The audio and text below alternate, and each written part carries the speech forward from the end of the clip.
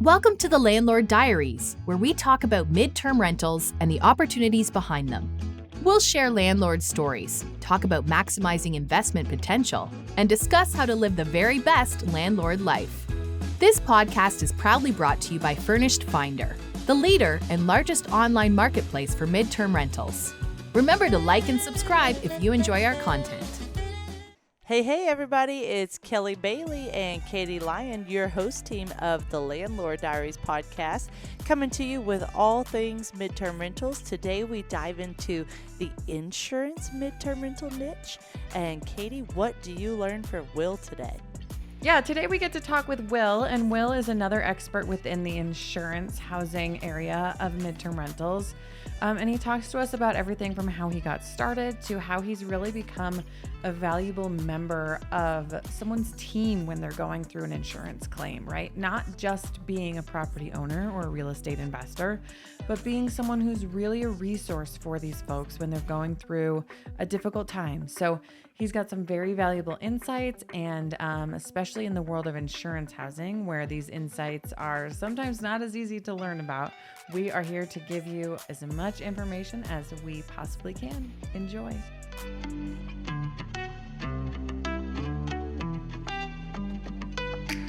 When you meet William Dotson, you can sense this level of hospitality that rises to the occasion of hosting families that have been displaced from a disaster in their home. At this time, Will's portfolio is all midterm rentals. He operates 2 out-of-state properties and 10 and growing locally in Nashville through ownership and partnering, many times with other Furnished Finder hosts. Will, thank you so much for being here. How are you today? I'm great. So nice to be here and get the conversation going. Yes, sir. And tell us about your current location so everyone understands where you're at and what fun you're having. I am smack dab in the middle of a renovation here in Birch Bay, Washington, north of Seattle, about a little bit over an hour. And it's a new property we picked up, added to our MPR portfolio, but we have it gutted down and we're getting ready to do install of flooring and paint come the next couple of weeks. So far so good. Exciting times. Well, Will, I know you've got a lot of irons in the fire, so why don't you give us a bird's eye view of your business? Yeah, so we own and operate midterm rentals in 3 states now. So we're in Southern California, mainly in Nashville, is where we have the bulk of our properties that we own and also co-host. And also now our new territory is Northern Washington, Birch Bay area specifically. And in total, we are at a total of 15 properties under management, 2 that we are currently onboarding, and a possible another property in 3 months that we will be purchasing as well in Nashville, Tennessee. Excellent. And you're mainly a midterm rental insurance niche. So tell us about that niche, and I'd love to hear Miss Sharice's story as well. Yeah, so I got in the niche kind of like it found me when I found it. We had a property in California that the HOA only allowed us to do 30 days. So we knew that we were going to obey the rules and figure out how we were going to do that. We wanted to move out of state at the time, and we were looking at Nashville. So one thing led to the next. I started going to meetups, started listening to Bigger Pockets and going down that rabbit hole. Then ended up going to a STR summit in Orlando, and I went up to Ziona McIntyre and was telling her, "I love your book, and I have this property. I don't know if I'm going to sell it. I don't know what I'm going to do. I need your help." And she said, "Go talk to Ruben Kanya about midterm rentals and insurance." And I went directly up to him, and ever since then, we've been good friends. And he told me, everything that I needed to know about it in the beginning, and then from there, it took off, and we had a family move in within the first week I joined Jesse Vasquez's mentorship, and within that week of just knowing how to get a lease done and pet addendums and all the stuff that you're not born knowing in this space, Um, yeah, within a week of launching it and knowing how to handle an insurance claim when it came my way, it landed in my lap. I was fortunate, and we housed our first family. And ever since then, I've been in love with it. I love that. And what is the story that Kelly referenced about Mrs. Charisse? Tell us about that. Yeah, so Miss Charisse. So Charisse was her, that was the, it's in Nashville. That was a claim in Nashville. And her house burnt down. And she was, that was her only, that was her home where she had her first kids, where she had gotten married, where life happened for her. She's been there for 38 years. So when I got the call, I knew that the call was, hey, she's very particular what she wants, and here you go, Will. So, every claim is a snowflake. It's very unique. So not knowing what was going to happen, I called her, and sure enough, we went through almost half of our portfolio of coming available. Check this out. Let's walk through videos, everything. We finally landed on a place, and the first 2 months, I was, getting calls from her. Hey, Will, what about this? And the first week, I was kind of confused. I was like, I wonder what's going on. She likes the place. Well, when you take a step back and you think about it, the psychology of what happened to her. That house was everything. Her memories, and it burnt down. So taking that into perspective and understanding the psychology of helping a person who has gone through probably one of the top 3 most traumatic events in their life. I mean, to this day, once a week, hey, Miss Charisse, how you doing? She catches me up. I know her family. I've gone over to have dinner with her. It's a completely different niche that you can be close to some, you cannot be close to some, but in that situation, it touched my heart just because we were able to provide more than just housing and hospitality, but it helped during a traumatic event for someone. Mm-hmm. Definitely. And you lean into a very important part. When you are embracing the midterm rental insurance niche, you're in a lot of ways part of their crisis support team, right? By the time, if it's a relocation specialist connecting you, well, then they've probably had a couple days. They've probably gone through some of that grief, some of that processing. But you have a cool tip of actually following the fire department and how to be the first person to, kind of help them on their feet and point them in the right direction. So did you have any training for that? And then what is that fire department tip that everyone should be aware of? Yeah, this is a tip that I really like, and it's just being creative. At the end of the day, we're problem solvers, and the way I see it, if you're not being creative, then I don't know, you're kind of following a system that may have a time limit on it. So with what we started doing, we being my wife and I started following on Instagram the local fire departments, and that has turned into not only claims. We've closed as of now, we're at 11 that we've closed, but that's simply seeing what's going on local, being a good neighbor, reaching out. They're on these Instagram accounts, they're posting the picture of the home that is being damaged and even the location. Sometimes on the 300 block of such and such street, this happened. Well, that's very easy to locate and find and reach out and see if you can assist. And the responses have been, it's been amazing, because for the most part, once again, it's a traumatic event, but coming with the solution while someone is in the midst of that chaos has been, it's been a beautiful experience, just educating them on what's even going on and their ALE coverage and stuff. There's things that I would say 95% of homeowners don't even understand about their own personal home insurance coverage, because you really don't use it until you need it.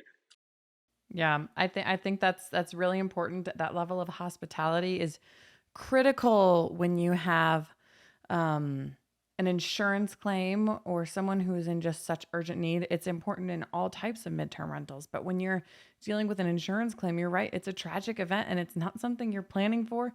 It's not something these people are excited for. It's not a work assignment. It's not somewhere where they're going to go visit grandkids for 2 months.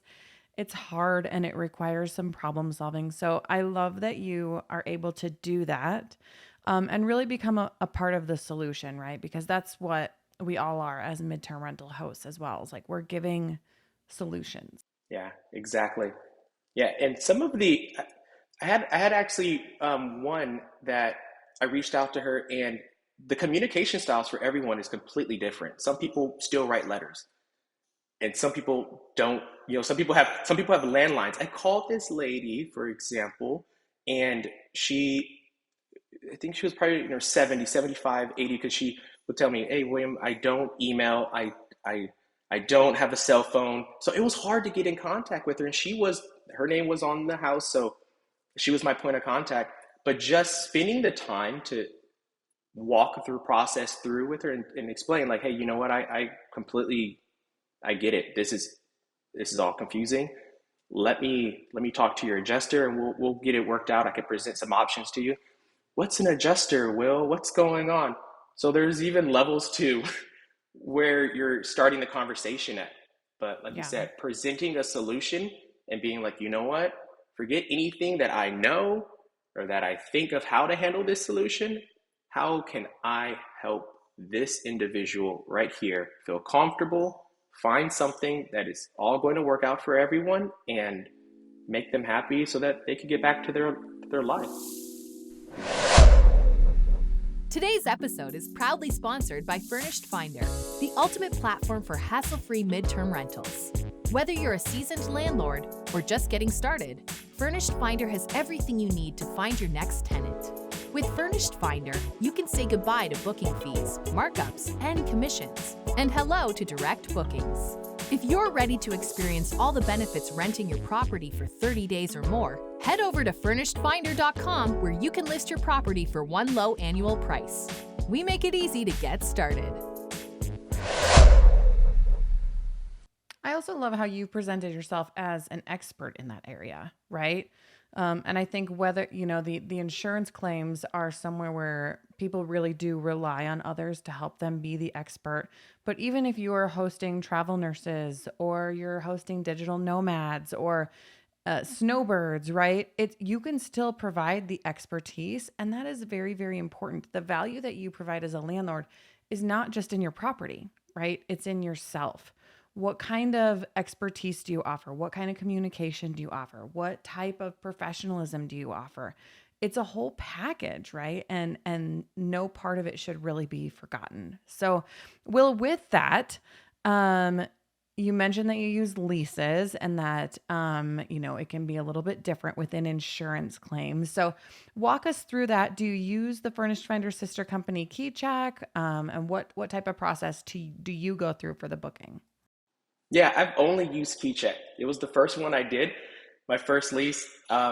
Signed it, locked it, completed it, and that's all I use. And I like the fact that I've only used KeyCheck just because everything's in one spot. So I can always go there, and I can see from my first lease, my pet addendums, everything is in there. And I'm still discovering things about KeyCheck that for the most part, you can sign the lease, you can do the pet addendum, and that's like 90% of what we're doing. But I mean, I had to do, the last one I did, for example, was 4 different addendums. And I was like, can I do that many addendums to a lease? And I just kept adding them on KeyCheck. So, I think I answered your question. Yeah, you totally did. And that's what I love about KeyCheck is it's very customizable, right? For your own situation, your own lease. So I think that is fantastic. Katie, let's lean into this a little bit and do a round table.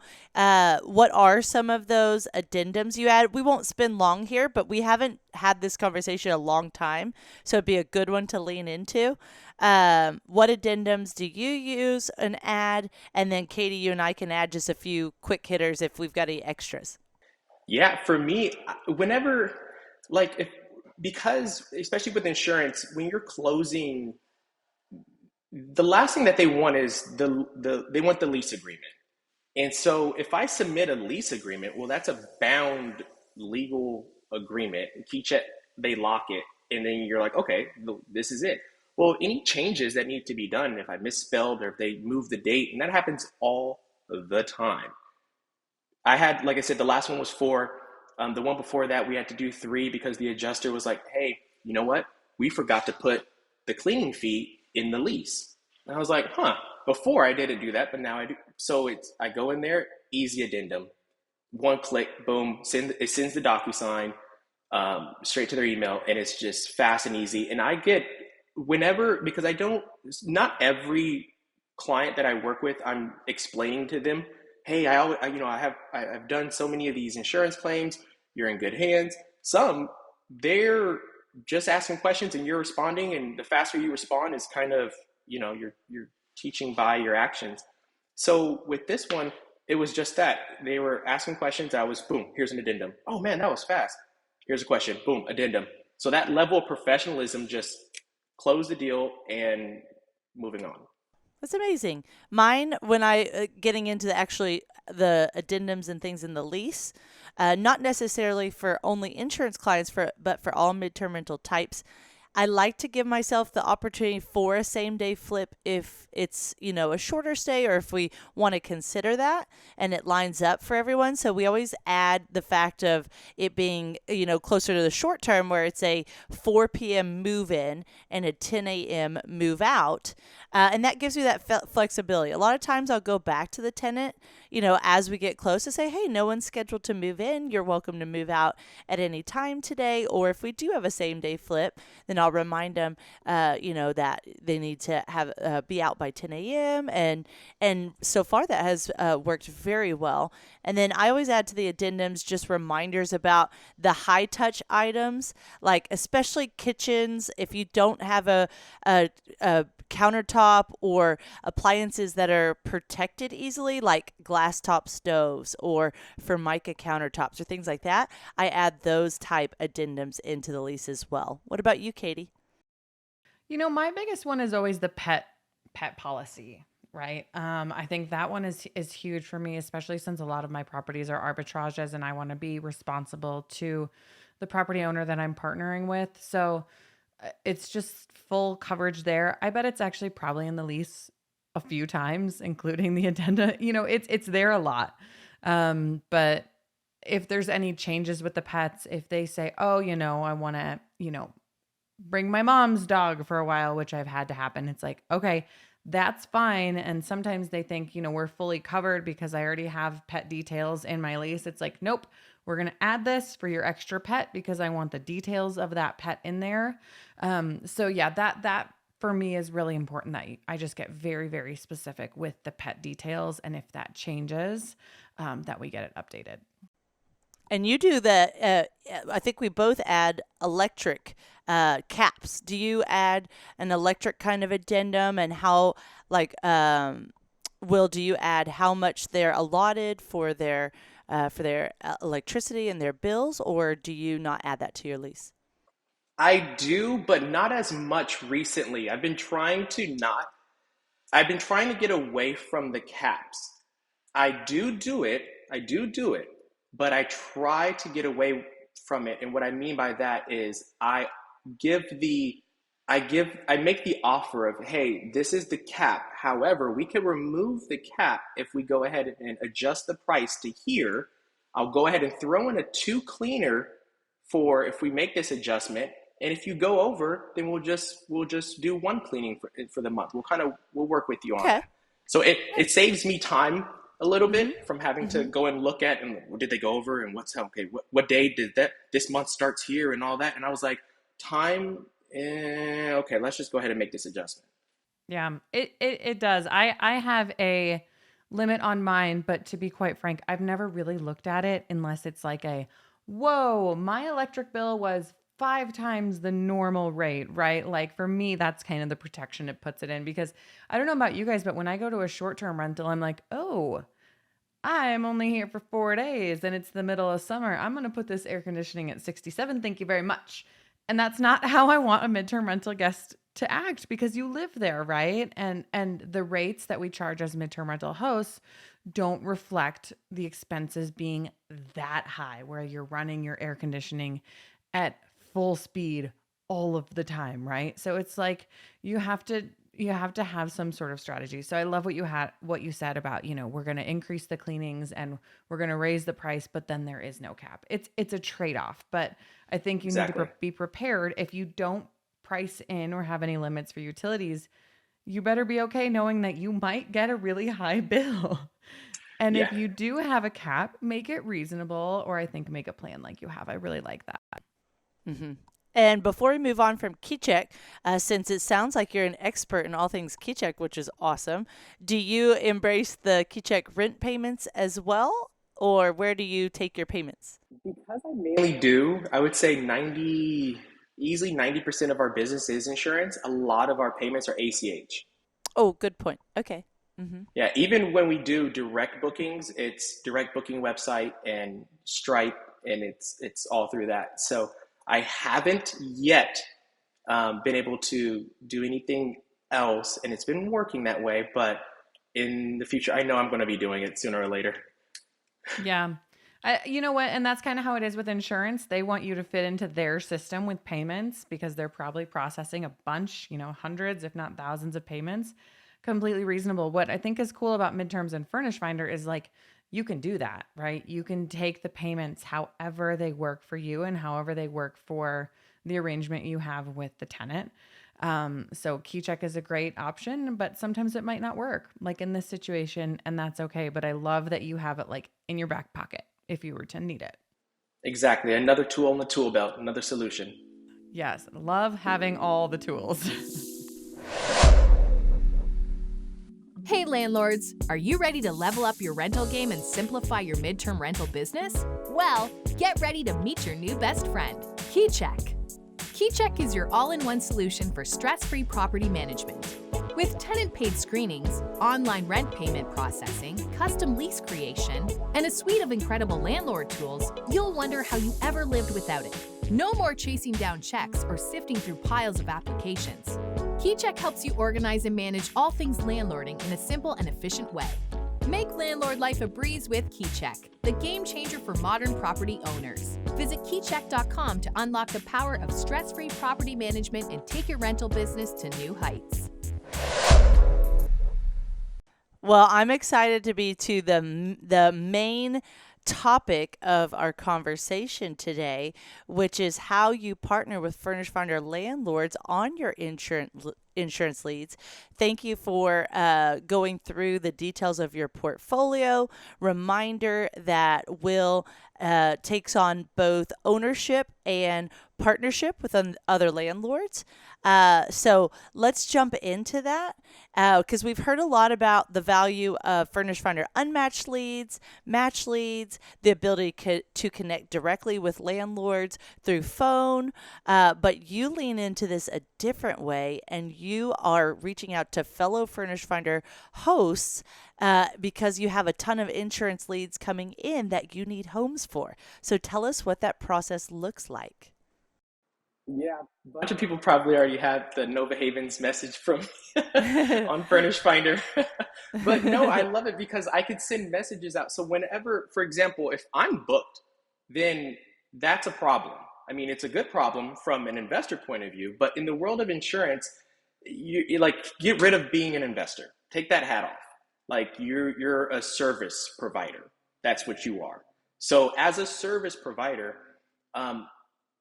if I'm booked, that's an issue because I can't provide service. So I have to find adequate housing. And the easiest way for me is mass messaging. One, I have my own personal database on my website that I go to. And whenever I work with someone or we partner or whatever the case is, I add that property onto the database. And that's my first go-to. So if I get a call for Nashville, for example, and I'm at 100% occupancy and they're looking for a place, let's say water damage, 3-4 month claim. There's nothing in my database that's available. I'm going directly to Furnished Finder. I'm saying, okay, where in this area can I, and the reason for Furnished Finder is because majority of the time I'm going to be talking to a homeowner who self-manages or self-managing a few properties. I have relationships in Nashville as well with different property management companies. Same thing, all of them on Furnished Finder, easy to find their properties.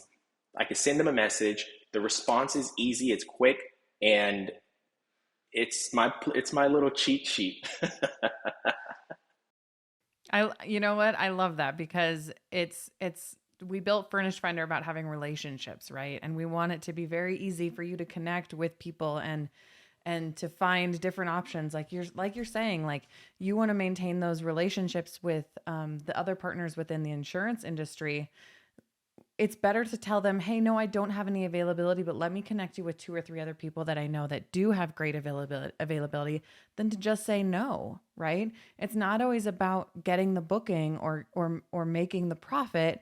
If it's about a relationship, you also want to be a tool in their toolbox for solving their issues. So I love that you have done that. And I think that's going to serve your business really, really well. And you guys, if you're not taking advantage of that part of Furnished Finder where you can message anybody you want, you can get their phone number, you can get their email, you can connect just to connect, right? You're missing out on a huge way that our platform will help you be better in this midterm rental world. So I would really encourage everybody to do exactly what you're doing. And even a thing that I have my assistant actually go on Furnish Finder, and I tell her, hey, look for 3-bedroom, 2.5 bathrooms with a fenced-in yard that's pet friendly in East Nashville. Give me a list that's everything available. So she does that twice a month, and she updates our list and she goes through it. So that's where I'm harvesting my data. So when I'm looking, then I'm okay. This is the number, and I like what you said. When you said people, you could connect with people, because that's where you're going to find people that you go straight to the decision maker. That's what I need. Yeah, for sure. And when you're having these conversations with Furnished Finder landlords, and guys, get on the show notes because we always put the link to the podcast guests. So in this case, Will's listings on Furnished Finder in the show notes, but Will has his own properties under his account, but the properties that he's partnered with on Furnished Finder are still under that host's account. So you can see all of these in the show notes. And so how are Furnished Finder hosts responding to you reaching out? Are they a little reserved and hesitant? Are they open-minded? And what does that actual conversation and contract look like? It's all on the presentation. So my response has been, it's been receptive. I think insurance kind of has a buzzword to it. When they hear insurance, their ears kind of perk up. So the reception has been, it's been really good for me because they see it as an opportunity to work together. And if not on this one, definitely in the future, it could be a resource. I would say if I get a claim and I reach out to 2 landlords, at least one of them is going to have a solution for me. So it's my easiest way to close. And as far as relationships go, I mean, if you got a phone call from Will, I think immediately you feel that connection. Like you just have that persona about you that is genuine, it's warm, it's very knowledgeable. So if you're in Nashville and you get that call, be ready for Will or reach out to Will. He's ready for your calls because he wants to partner and make it better for everyone. And then that second part, what does that contract look like? Like, you're not doing it for free. You're doing it as a solution for your insurance leads, for them being able to get, the rental rate that they're wanting, but you're able to, in the insurance midterm rental space, typically have a larger budget to work with. So what does that look like when you're talking to them about the details of why they should partner with you? Yeah. So same thing. It's a little bit of a gray area. So depending on the claim, depending on the house, depending on the length of stay, I'll give you an example of one.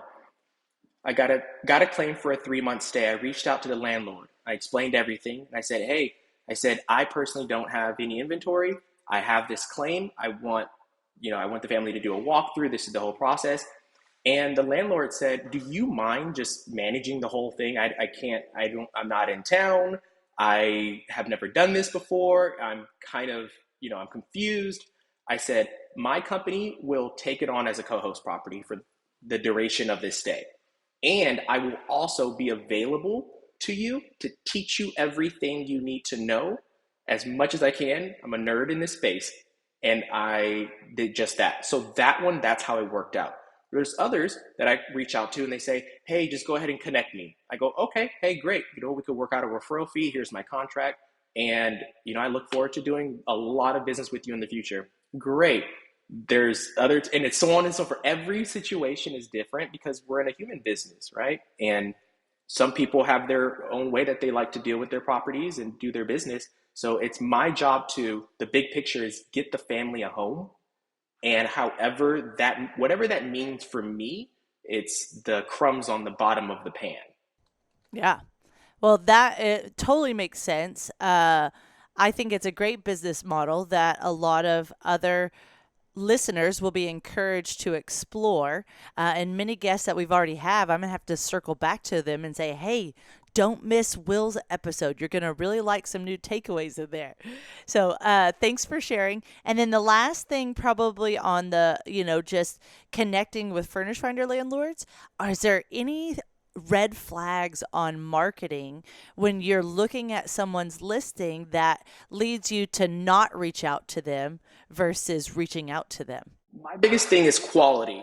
So I'm looking at quality of linens. I'm looking at quality of photos. I'm looking at quality of your design, your layout. It does not have to be the Ritz-Carlton for me to think that your property is going to be a good fit, because not everyone is coming from a Ritz-Carlton like home.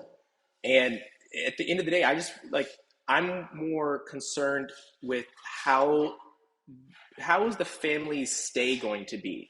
And I really just judge that based on what kind of quality you're putting out there in your listing description, in your photos. Are you shooting it with your iPhone and then just posting it and saying, hey, this is it? Or are you actually caring enough to take pictures of your drawers? I like the pictures of the drawers. I like to know, I want to see sometimes the blender and the toaster. I like that stuff because it's questions that I get asked all the time. Hey, Will, we're going into this house. Do you know if it has a blender?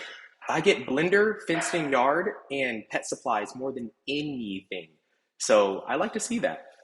Yeah, I think that's fantastic. And because people are living here, right? They're not staying, they're not visiting, they are living here, especially with an insurance claim, right? They want it's a lot of times it's going to be families or people that have more extensive needs because they're not bringing much with them. So make sure that you're going to make it really comfortable for them to be in. Have some extra blankets, have some extra pillows, have good blinds, have, TVs that are ready, have a kitchen that they can bake a cake in. That's kind of my test is with a kitchen. Can you bake a cake and make stir fry? Right? What can you do? Can you also make coffee? Can you make tea? Because you don't know what types of people that are going to be living in your property. But just because you don't bake a cake every day doesn't mean they don't want to. Make them feel at home. And I always like to make sure that my tenants know also, hey, if there is anything that we missed with furnishings, let me know and I'll have it delivered, right? Because you might really like a panini grill that I haven't used since 2002, but if that's a part of your day-to-day life, I want you to have it, and then it can just stay with the property. So I think that's all the type of communication and hospitality that tenants need. So I want to shift a little bit here because a couple of your properties are out of state and you're managing them out of state. What type of tips do you have for managing a property long distance, especially if it's a larger property like a single family home?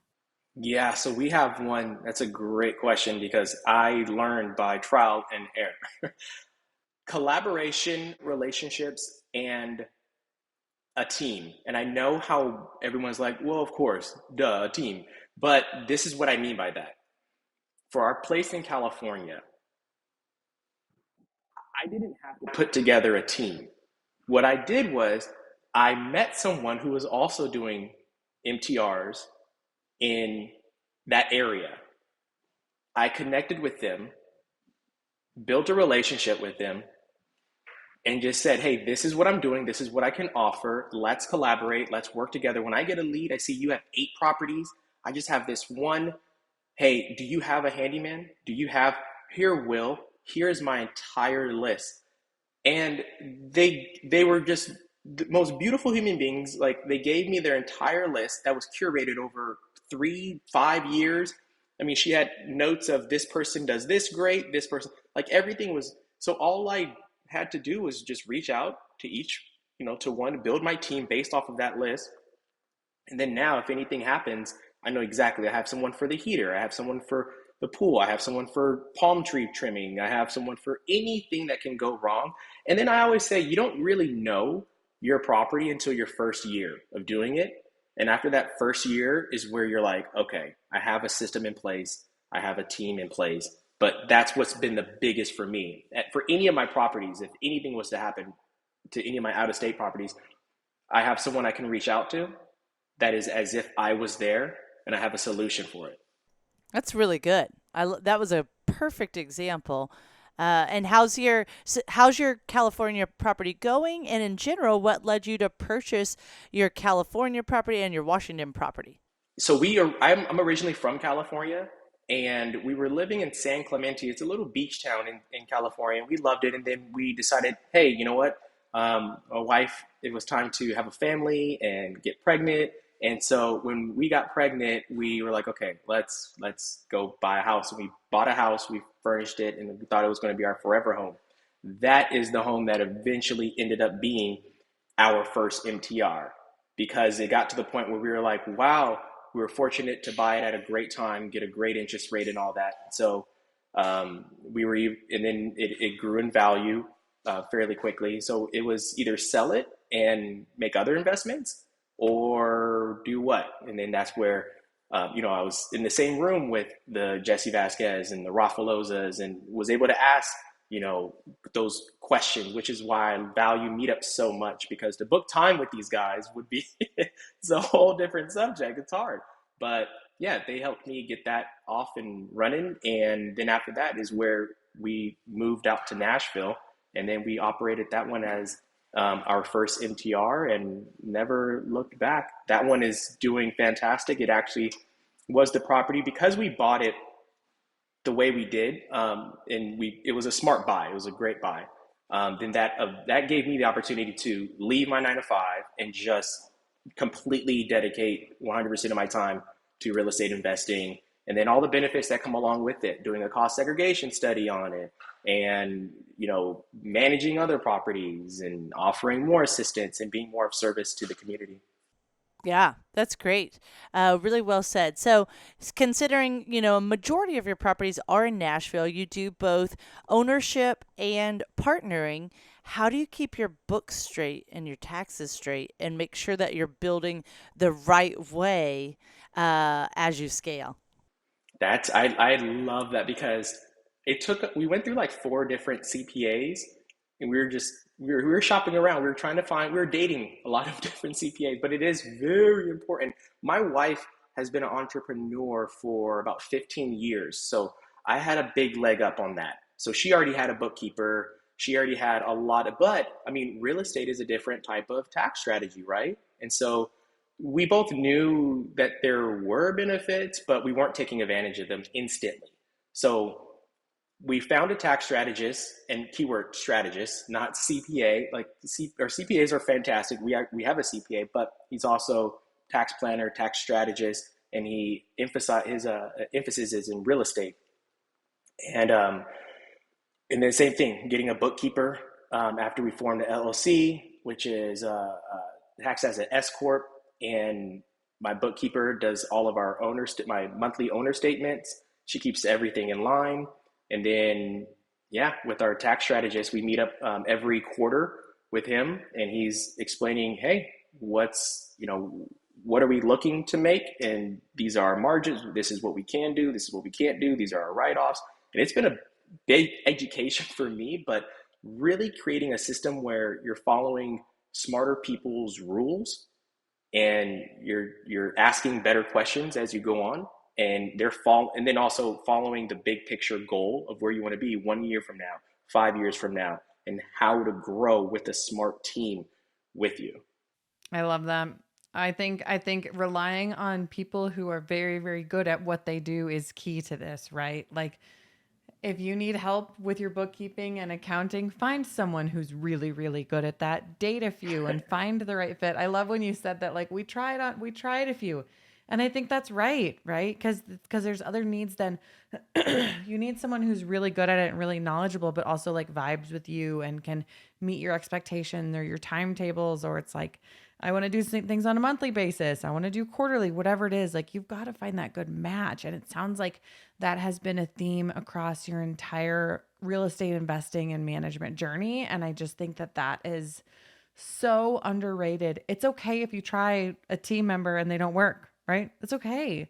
Just keep trying until you get the right fit. So I love that. Well, I want to wrap it up with you, Will. And Kelly shared with me that you shared on LinkedIn that you were so grateful for this space because you've been able to leave your 9-to-5 job and benefit from all the opportunities that real estate investing and midterm rentals has given you. And I know that's not everybody's goal, right? Some people love their jobs. Some people are retired. Some people are doing this as a side hustle. Some people are doing it to build long-term wealth, but the fact is that you've been able to reach for a goal and really achieve it. So what advice do you have for anyone else who might need a little bit of encouragement reaching their goals, whatever their goals are?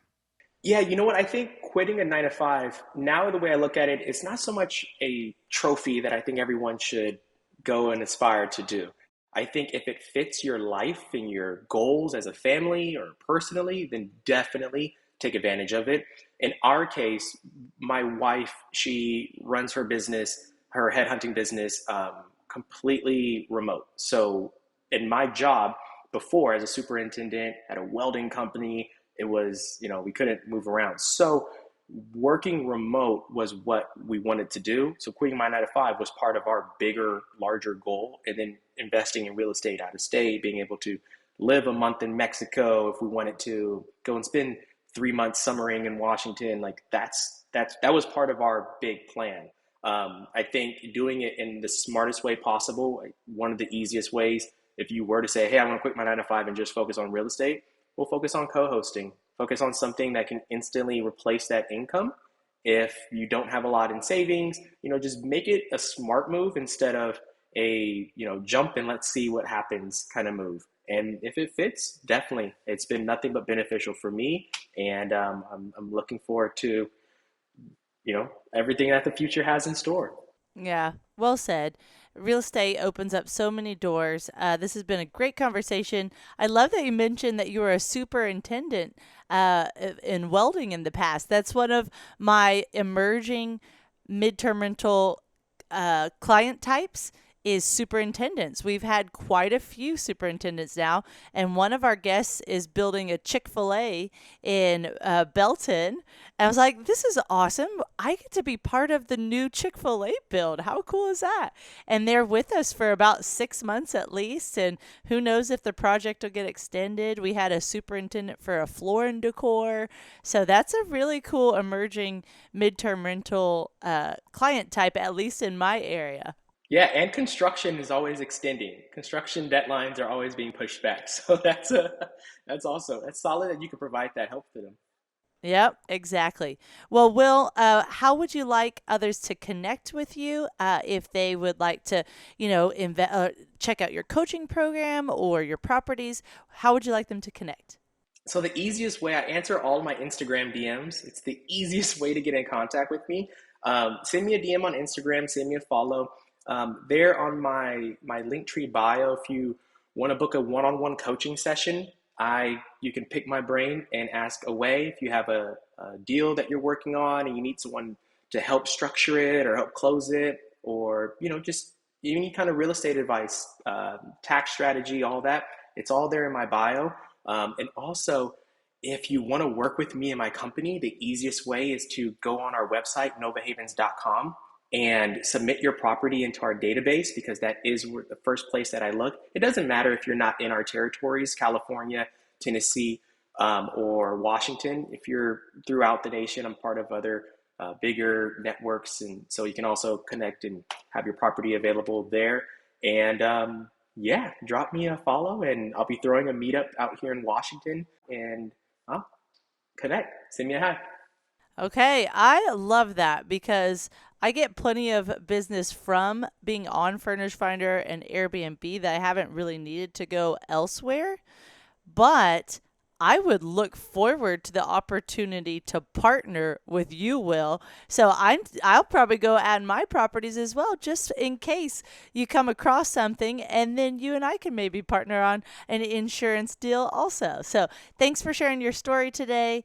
Check out the show notes for Will's property on Furnished Finder, and we just want to bring y'all new midterm rental topics every Monday on the Landlord Diaries. Catch you next week. Bye.